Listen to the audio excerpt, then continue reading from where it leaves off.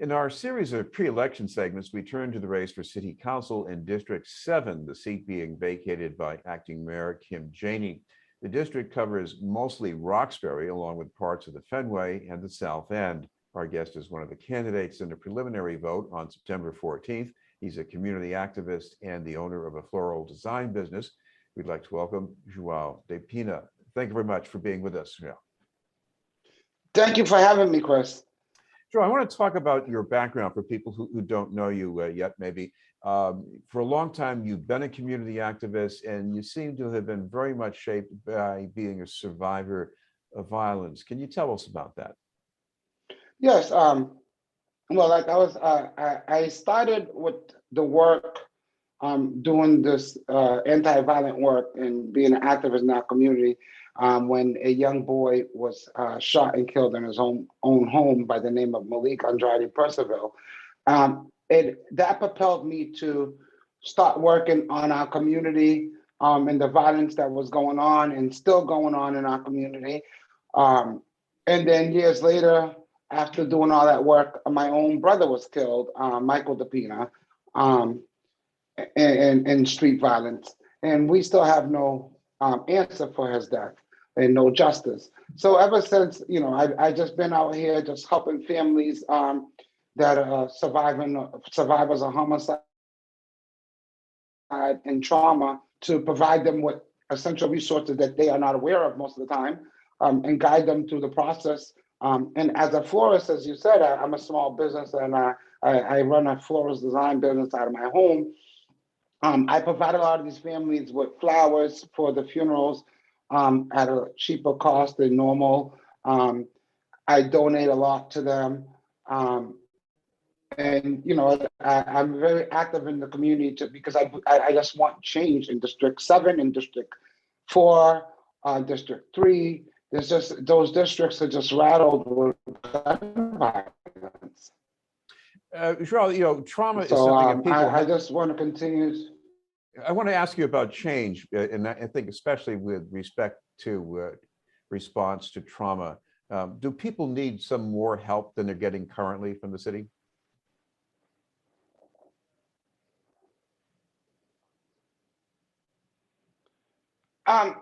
Well, currently we're not.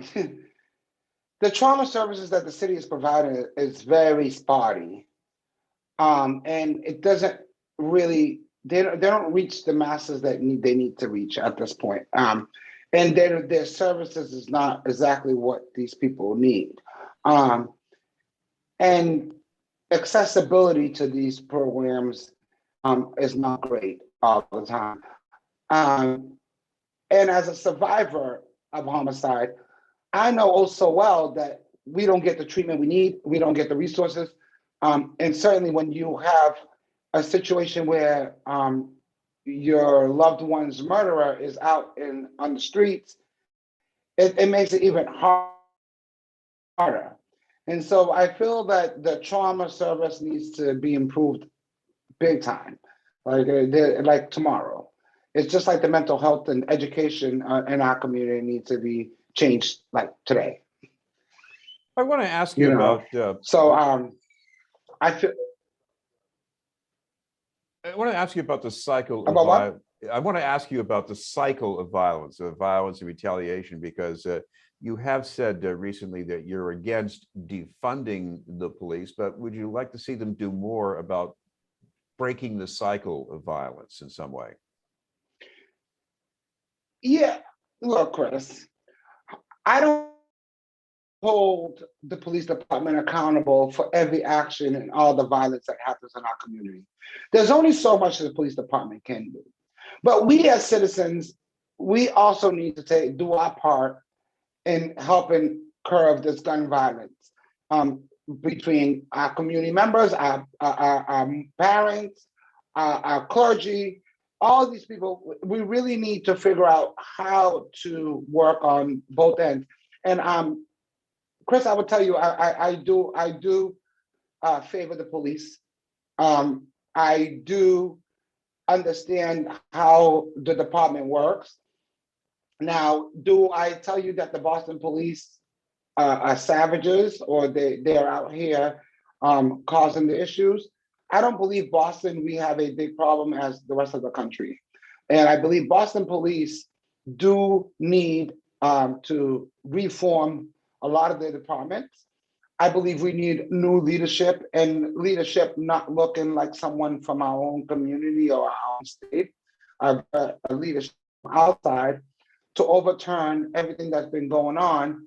Because what we see is, me and you, Chris, are buddies, and we've been on the force since the beginning. Now I've reached up to a high ranking, and now I'm in internal affairs, and you've done something. Now I got to make those decisions against you. And when you have a commissioner that's coming from outside, it's the same thing. Now they don't have no connection to anybody that's in command now. They can come in and put their own command in, and we can start fresh. And hopefully, we can kick the racism out of the Boston police a little bit. We can curb the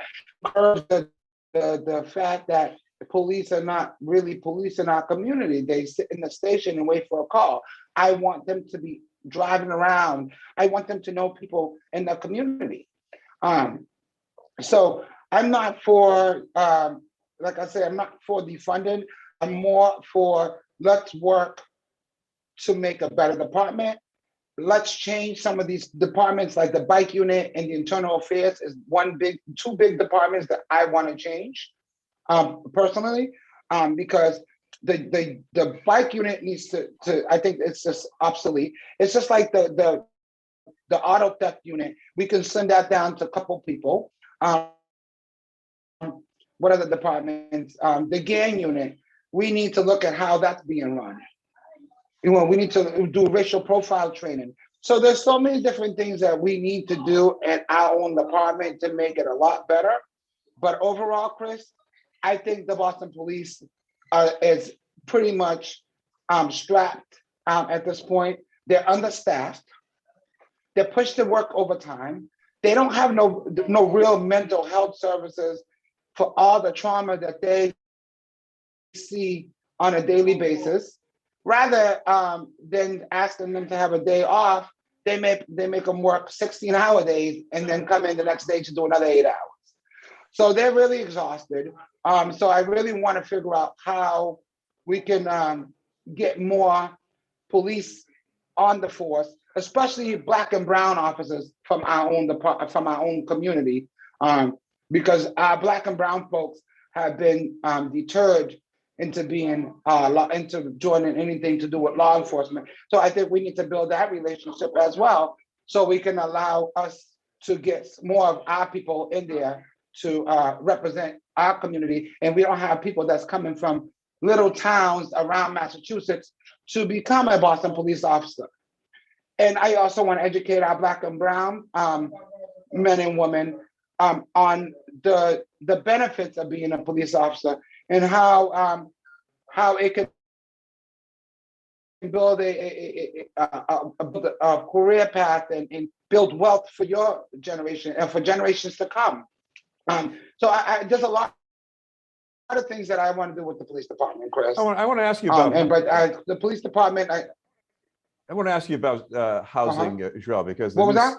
I want to ask you about housing because the census figures show even more so that people are getting forced out of the city, especially people of color. What would you like to do about housing needs, especially in District 7? What needs to be done to help more people get some kind of affordable housing? Well, I absolutely don't believe that District 7 needs any more subsidized or low income housing. I think we need more home ownership opportunities that's curved to Black and brown families and giving them the opportunities to own these homes. I don't support rent control, and I don't support rent control for many different reasons. I think there's other ways for us to go about making homes affordable. With the AMI, working with the state to change the AMI of medium income instead of having it statewide. I wanted to focus just on Boston and allow us to do housing based on that AMI instead of the statewide AMI. I want to also when there's when Northern new units and when the contractors and developers are building new units, they're subject to giving 13% of that to affordable housing. I want to move that to about 20%, 20 to 25, around 20 to 25%. Joao, we have only a little more time, but can you tell me one thing that you would like to see done differently about Mass and Cass at this point?